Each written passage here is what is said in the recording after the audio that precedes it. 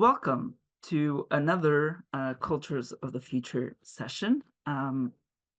As you might know, if this is not your first time attending, Culture of the Future, so it's an online forum conceived by CETAPS in which we hope to discuss key issues for the advancement of humanities and the study of culture at large. And we have hosted talks like the one today, and also other sorts of conversations, and we will continue to do so in the future. And all of them are available on YouTube, so you can catch them later. And now to what really matters. I'm very happy to introduce Ted Toadvine, who is Nancy Tuana, director of the Rock Ethics Institute and associate professor of philosophy at the Pennsylvania State University. His latest book, The Memory of the World, which I have right here and we'll be talking about today, a wonderful book. So that's his latest one, but he has also published Merleau-Ponty, A Philosophy of Nature, Ecophenomenology, Back to Earth Itself, and Toadvine specializes in contemporary European philosophy and the philosophy of nature and the environment. And without any further ado, Ted, please take it away and unravel our allure of the eco-apocalypse. Thank you. Thank you. I want to just start by thanking Manuel for the invitation to participate in the Cultures of the Future series. It's a pleasure to be here with you and an honor. And I also want to just thank Inej and Jessica for the work that they're doing behind the scenes to make sure that the technology goes smoothly. So thank you. Thank you for that. To get us started, I'd just like to introduce briefly some themes from my book. Concerning the title, Merleau-Ponty uses the expression "the memory of the world" in his 1945 book, Phenomenology of Perception. And he introduces this phrase in the context of describing a certain tension, or even a paradox, he'll say, that emerges in our everyday perceptual experience of things. So if we first consider space, we know that we experience space from a certain specific location within it. I see the table or the wall from my location within space. And just a moment here, okay. I see the wall or the table from a place within space that's limited. I don't directly perceive the other side of the table or the part of the wall that it occludes and so on. But even though my perception is limited in this way, I perceive the things around me precisely as having perspectives that go beyond what is immediately perceived by me. In other words, if this is a real table, and if that's a real wall, not a carefully constructed illusion, then it can be seen from many other, even infinitely other, perspectives. And this isn't a conclusion that I draw or something that I imagine or represent to myself. It's an integral part of my perception itself.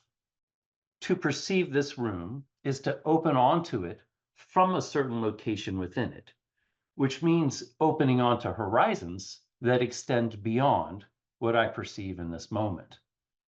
So we can even say that in my very perception of this room is enfolded its relation to what lies beyond the door or on the other side of the wall or outside the windows, what's down the street, what's in the next town over, what's on another continent, what's at the bottom of the ocean, what's on the surface of Mars.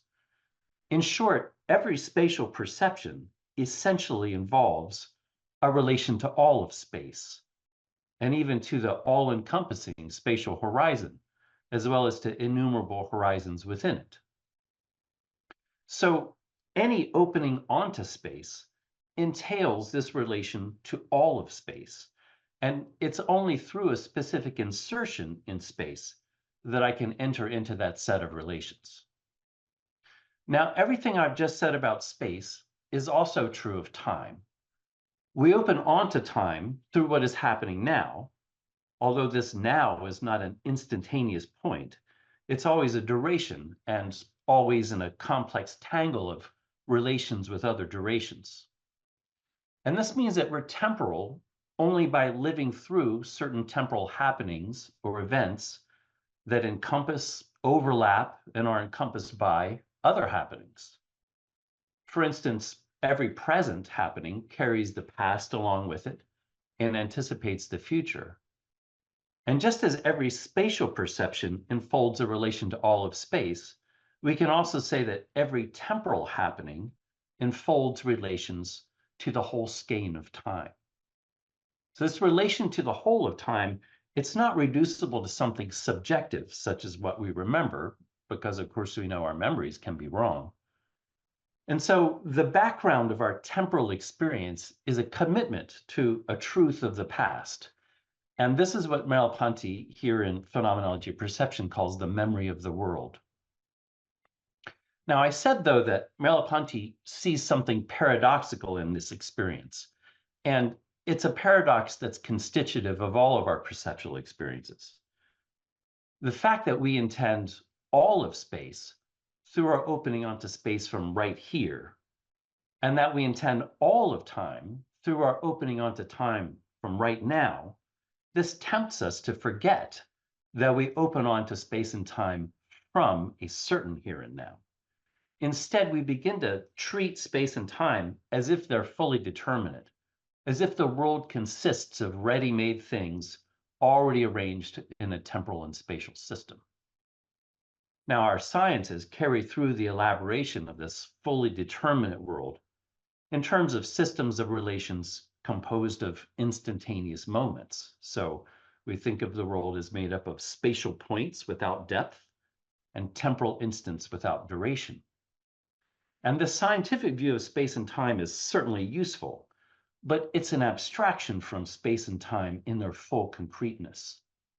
When we treat space as composed of points that lack any depth, and when we treat time as consisting of moments lacking any duration, we lose the very sense of horizonality or distance or duration that makes what's there different from what's here and what was then different from what's now. So to open onto the past as past or the future as future, this can't consist in converting past and future into another present moment within a fixed set of relations, as if it were just a point on a line.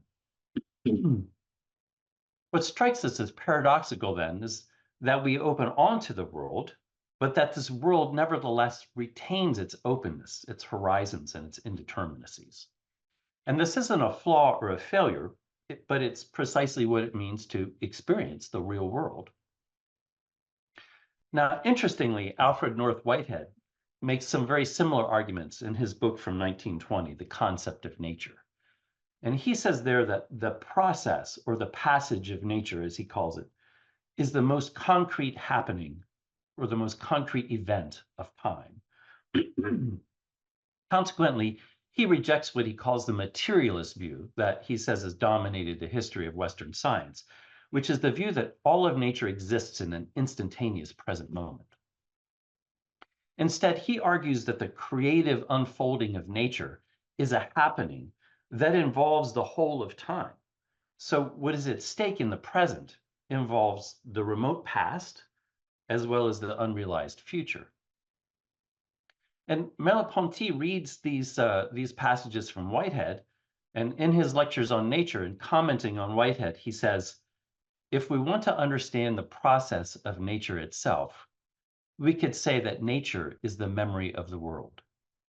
So once again, coming back to this expression, the memory of the world, that I take up as the title for my book. And my book is really about trying to explore the implications of this understanding of time.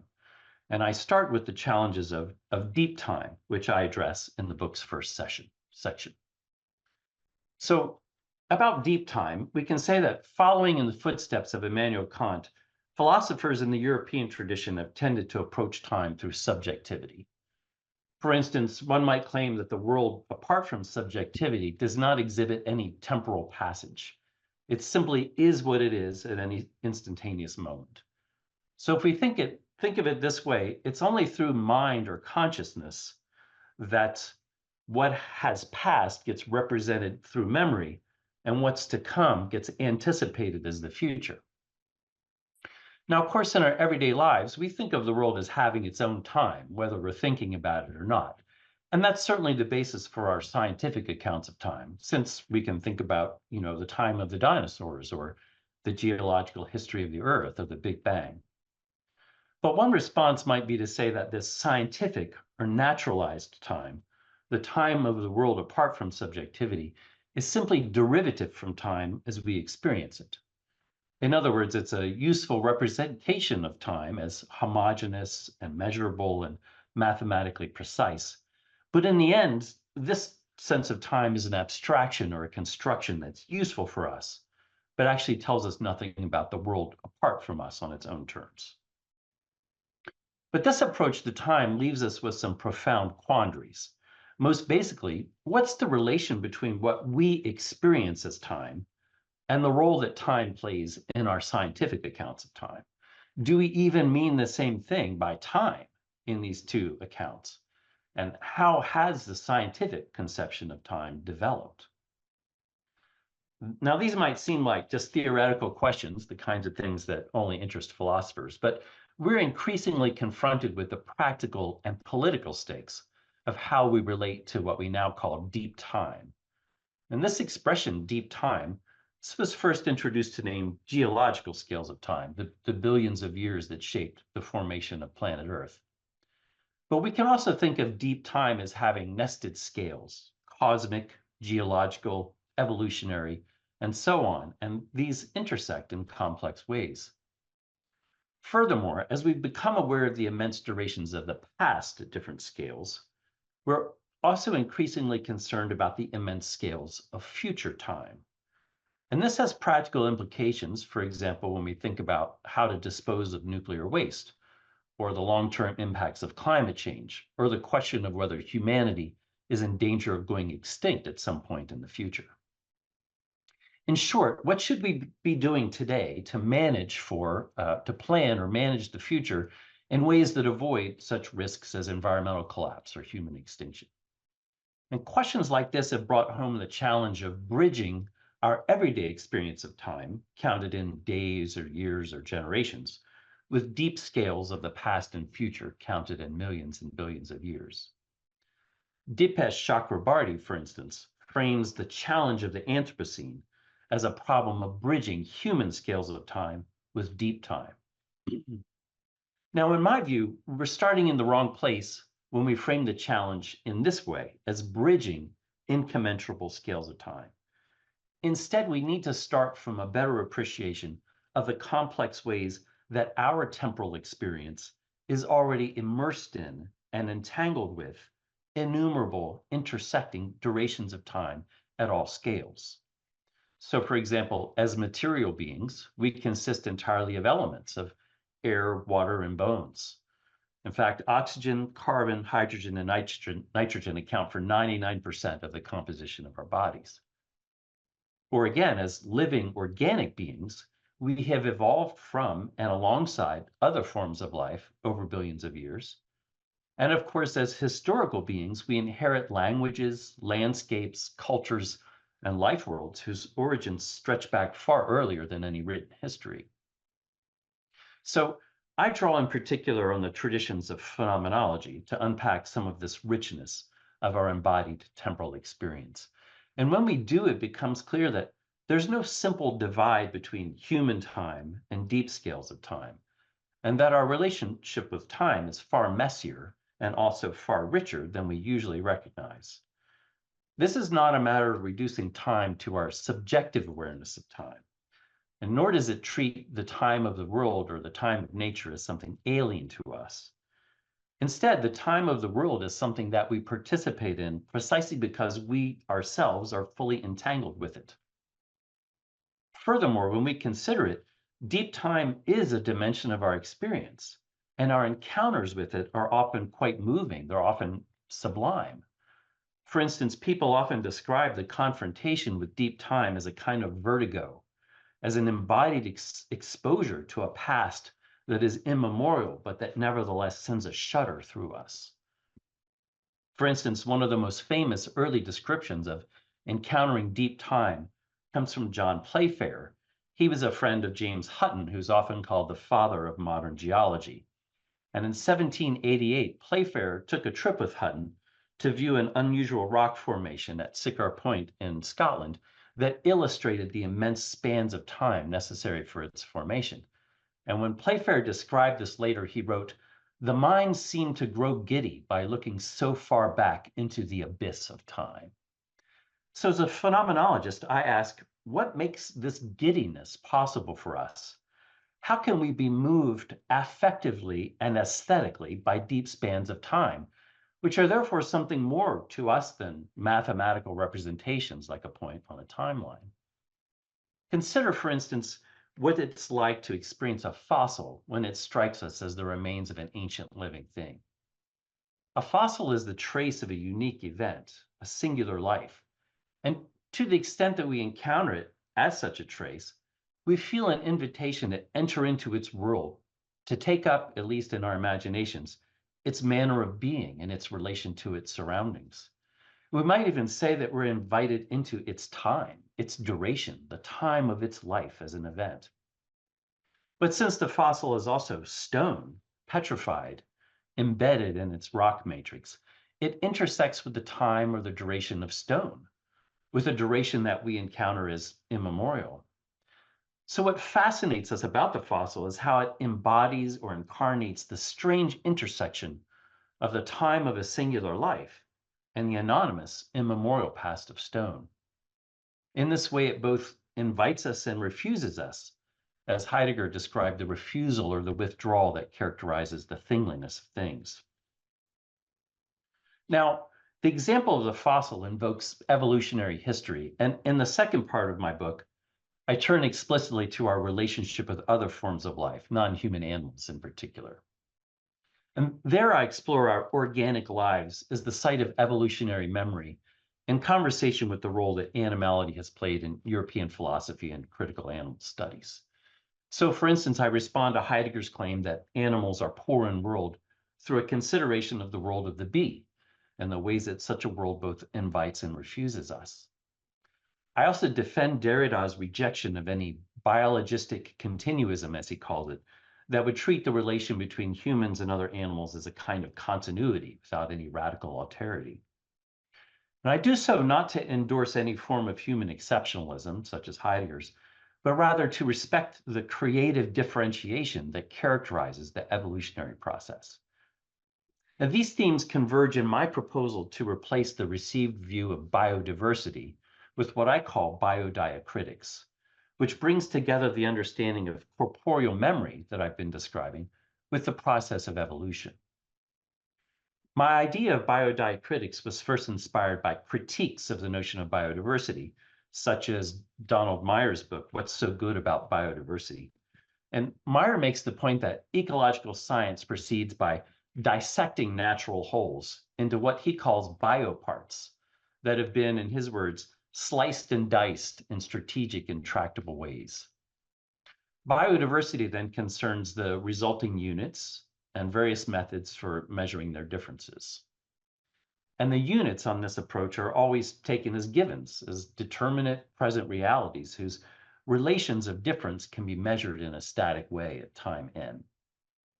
So my proposal is that we take an entirely different approach to thinking about the diversity of life, starting from a diacritical perspective, one that borrows from what we know about language.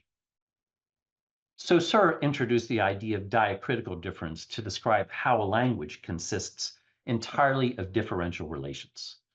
So for example, at the level of sound, we learn to understand a spoken language by discriminating between its key phonemes, the differences between mat, cat, hat, or sing, sang, sung.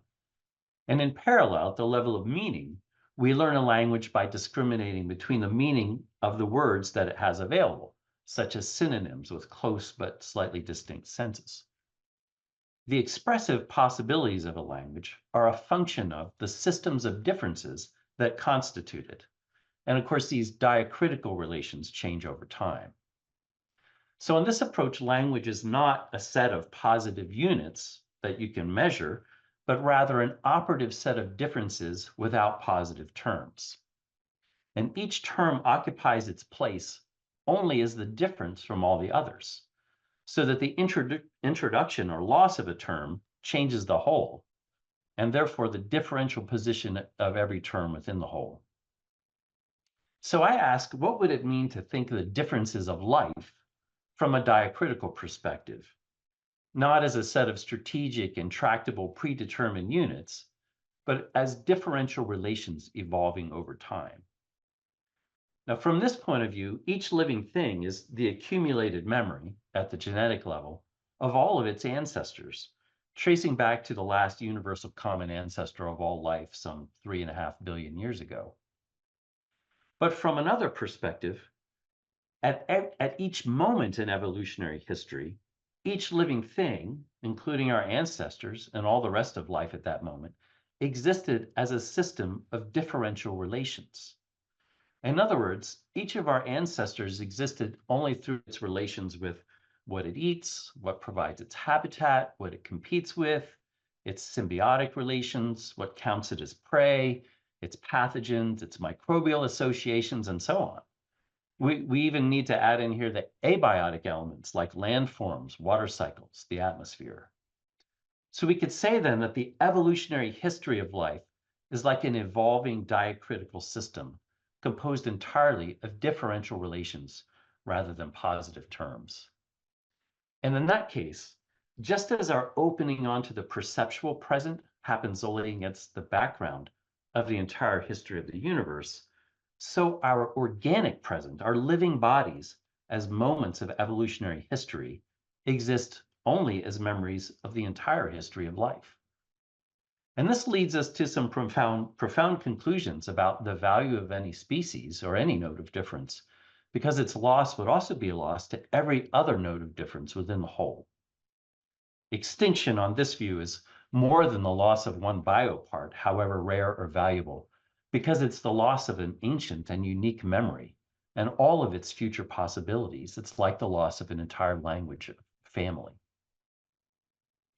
So this brings me then to the last section of my book on eschatology, which shifts temporal perspectives toward the future, especially our cultural fascination with the end of the world.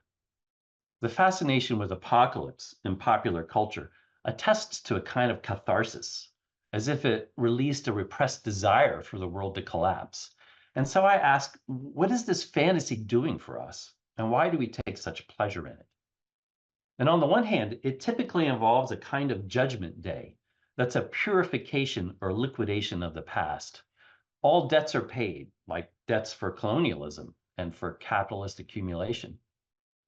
And on the other hand, it makes the future, even the very future of the planet and life on the planet, dependent on us, and thereby reestablishes our mastery over the planet through our very power to destroy it.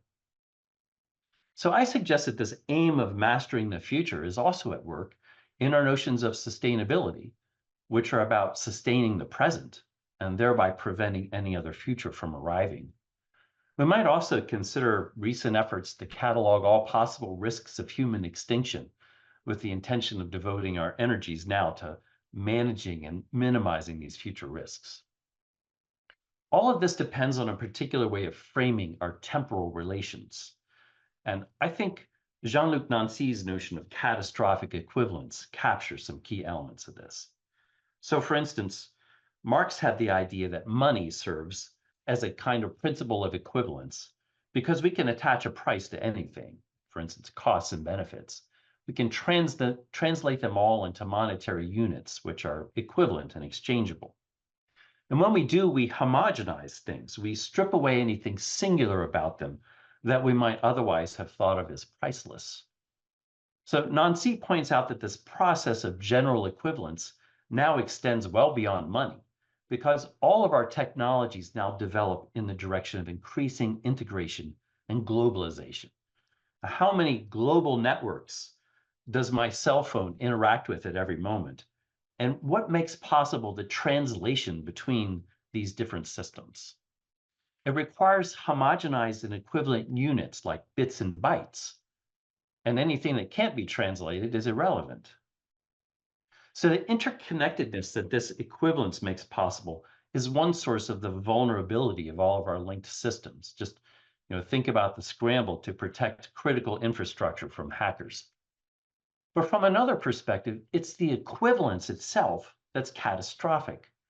And this becomes maybe most obvious when we think about what it does to our sense of time.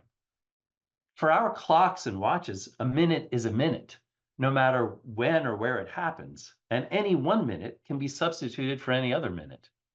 So we live our lives and plan our schedules in terms of this notion of the substitutability of time. But this obscures the very historical character of time. And this is an insight that was brought home to me by the work of Jerome Miller in his account of robust evolution.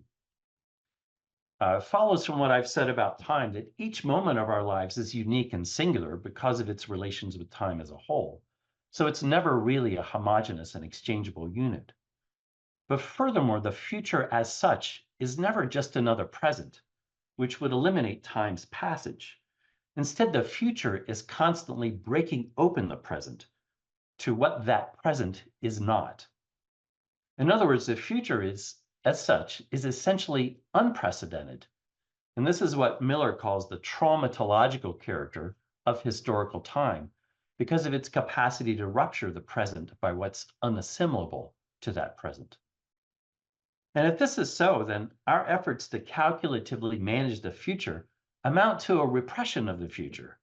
They're literally devoted to ending time as such, which is a way of bringing about the very end of the world that they purport to preserve.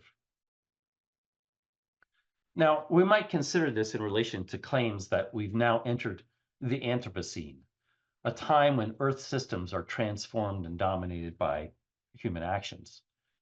Now, many of you probably know this claim has received a lot of serious challenges, like the fact that it implies that the agent of change is a generalized and universal anthropos, humanity writ large.